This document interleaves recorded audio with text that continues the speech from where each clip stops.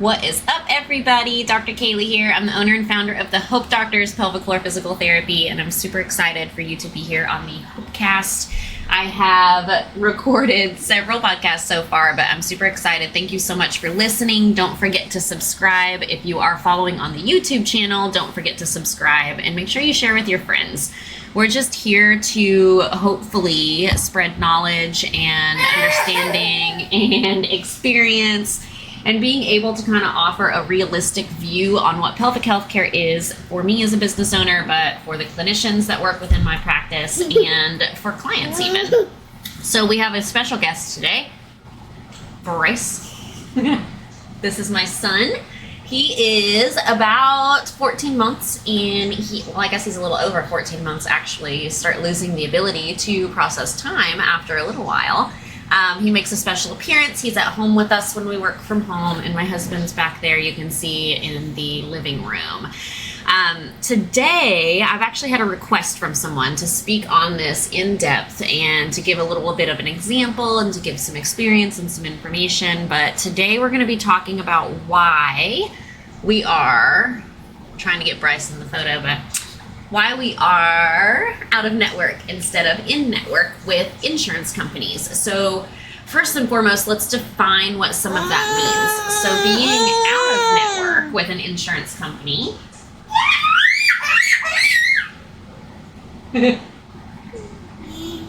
being out of network with an insurance company means that you do not take insurance for payment. If you are in network, if you are in network, then you do bill insurance for the treatments that you are giving. So in network is something that you would go if you have like Blue Cross Blue Shield, you would be able to utilize that insurance to see a physical therapist. Now, what that means as someone who's treated in network, so I was an insurance provider for a few years before I started my practice, you have to kind of file specific diagnosis codes. So back up. When you have insurance, you're paying your premium, and what you're doing is you're giving money to the insurance provider to tell you who you can see for certain things. So a lot of ow, that hurt. Aww. That hurt. You hit your head. I'm trying to have milkies and I hit my head, Dad. You're right, bud. Welcome to parenting. Are you okay? Aww.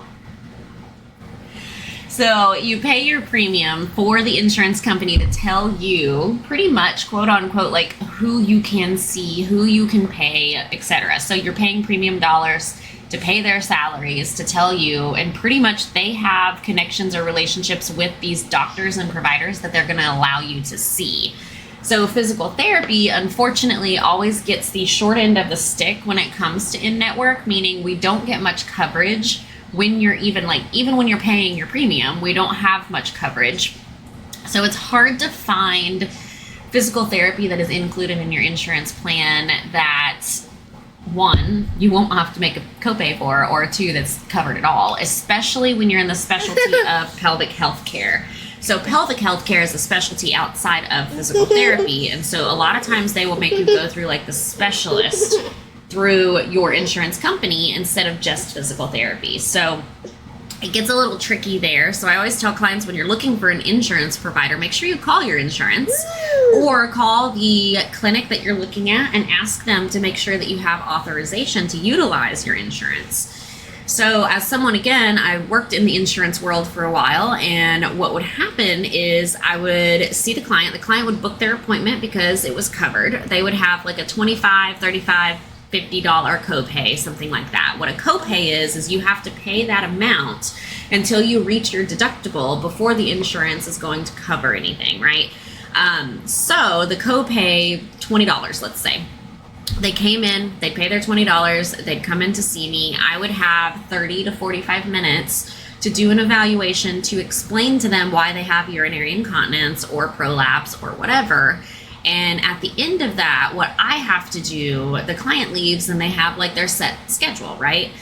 what I have to do is I have to choose the diagnosis code that is going to be covered by insurance. And a lot of times that's dictated by the person who owns the clinic you work for. And so we had a set list of codes that we could use, could not use, that paid the most, paid the least. And so it was very much so dictated by what my boss wanted, by what the insurance wanted. Because, for example, pelvic organ prolapse, I couldn't always bill that, because if I was going to be treating the low back per se, or if I was going to be treating functional fitness, I had to be really mindful about the codes that I used. And they wouldn't cover it if I used a code that wasn't on their list of covered codes. And so I had to be really conscious about that. And then a lot of times we would still get denials. So what a denial is the insurance company would say, nope, I'm not going to cover this. We're not going to pay for this client. And a lot of times when I would call, or when the authorization person would call and request an explanation on why it was being denied, it would be something like, we've had some ridiculous things like, oh, males don't have pelvic floors. Ridiculous. To, I don't know what prolapse is. That's another thing, because the people that are saying that you get covered or not are not physical therapists. So they don't understand our lingo. They don't understand the diagnosis codes. They just go by the list that their boss gives them. And so it's just never guaranteed that it's going to get covered. And you're paying, again, let's say you're paying a $20 copay. My boss wanted me to see clients minimum twice a week for 12 weeks. So that's 24 sessions. So, and the reason is to make money for the clinic, right? Like, you've got to make money. And so we would have to give sometimes ridiculous plan of cares that weren't always necessary, just because we needed to make sure that we were making ends meet in the clinic.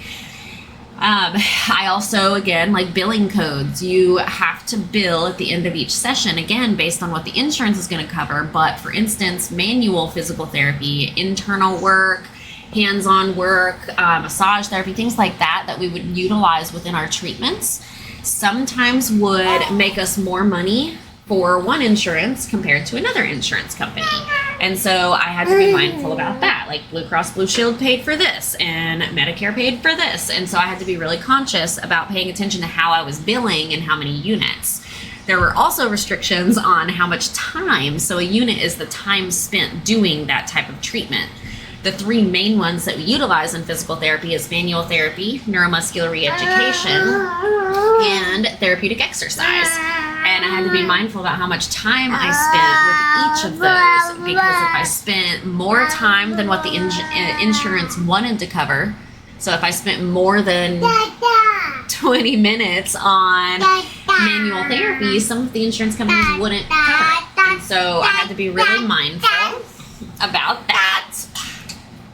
And cautious about it too, because again, like, we didn't want to get denials for our clients. We didn't want them to not get coverage. Up, down. We didn't want them to not have coverage. And so I had to be mindful about the time frame. I had to be mindful about exactly what it is that I was charging for and billing for. And a lot of times the billing administrator would come to me and tell me I billed incorrectly, so then I would have to rewrite it and add an addendum. And it's just a lot of gray area, because again, like, we had to sometimes say, like, even though I spent the whole session doing manual therapy, I had to put Therax in there. And sometimes we just had to do that, right? Because we wanted to make sure that the client was getting covered. We wanted to make sure that the clinic was making money. Do you want down? You want down? Play with your toys?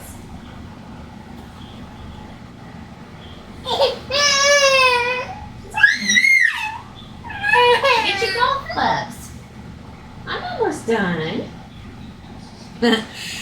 And then, so that's in network. And we would also a lot of times get denials on, let's say we wrote our plan of care. A plan of care is like, how many sessions are we going to see the client for and for how long? Let's say we wanted, I remember a specific client, I wanted to see her for 12 sessions once a week. And so I wanted to see her for 3 months, once a week, just to see if we could get some progress. And they told me that I could have 3 sessions. They would only cover 3 sessions. And outside of that, they're not going to cover any more because they didn't feel like it was necessary. They being the insurance company. So again, like the problem was the insurance company was dictating how many sessions I could have. It was dictating how long I could spend in my sessions doing what I felt, and I'm the expert, right? Doing what I felt was necessary. And they would also tell me yes or no that they're going to cover it after I would send the bill. So it was just really frustrating. And so when I decided to go out on my own, I had a decision to make whether I wanted to be in network or out of network. And I started to really think about this. And I think people think that I went cash-based because it's easier. Quote unquote, it's actually not. It's actually quite a bit harder because it's very hard to get clients when you're cash-based. So you have to really learn marketing and sales, and you have to be really good at it. So I made the decision, and I sat down and I was just really thinking about, one, how do I want to provide care to clients? How do I want them to feel within their sessions? Do I want them to feel heard, or do I want them to feel rushed? How long do I want my sessions to be? Because again, like in an insurance world, 90-minute evaluations, you can't do that because you won't make enough money for the clinic. You have to be able to charge enough to make what you need to make, right? You can't have 90-minute sessions. So that was something that was really important to me. And then also it was really mainly around like the care that I wanted to provide and the ability to treat what is actually wrong. And so if I had a client come in for pelvic organ prolapse, but she also has ankle issues, it's all connected. In insurance, I had to only treat what my billing code was or what my diagnosis code was. So my diagnosis code would have been pelvic organ prolapse. I can't treat anything else because they're going to deny it because they don't think that it's related, right? And so in the out of network world, I can treat whatever I need to and whatever gets the client better. And so ultimately what I've recognized, and I've gone back and forth before about whether I regret not taking insurance, whether I want to consider taking insurance, and quite honestly, it's just never been something that I feel is going to ever value my company. I think that the ability to offer what we offer right now is solid. And I feel that the clients are getting the absolute best care. And I love that my clinicians are also in alignment with that. And I think that each client is happy. Like, look at the reviews. We're giving the best care in Tampa Bay. And so anyways, I wanted to have that discussion about in-network, out-of-network, why it's so important to consider. And also when you're making that choice, like, yes, you're paying a premium for your insurance, but it's going to depend on how much you value the care. Like pelvic organ prolapse, for instance, I had symptoms of that when I was postpartum, and I'm sorry, I'm not going to deal with that for very long. Like, I need somebody to help me, and I will pay what I need to pay to make sure that I get the care that I know I need, and that's actually going to work. Also, in the insurance world, a lot of clinicians burn out because we are required to see so many clients in a day. With pelvic floor therapy, when I started that specialty, in my outpatient, I was seeing 15 clients a day. Now I only see 5 max, and that is just so much more rewarding for me because I can give you 100% of me. And it's just, again, like, you want to make sure you're finding a provider that's not burnout. You want to make sure you're finding a provider that's going to look at the whole picture, find the actual root cause to help you, and one that's able to really think outside the box and doesn't have all of these restrictions coming at them. Because we spend 8+ years in school to get our doctor of physical therapy license, and then outside of school we do extra training to become a specialist in pelvic floor. And it's kind of crazy that we're getting dictated by how we treat from insurance companies who are not specialists. And so, again, that's kind of the justification on why I chose it. Am I solid in my choice? 100%. I don't regret it at all. We will never go fully in network with insurance. I doubt we will go in network at all with any insurance. And the only reason is because of all of the things I've already dictated. So hopefully that all makes sense. I hope that if there are questions, you can reach out. I hope that clarifies some things, and I'm open to debating. I'm open to the conversations, even the hard ones, about why I made this choice, why these things happen. And yeah, we'll go from there. But I hope you guys have a fabulous day, and please leave your comments and share.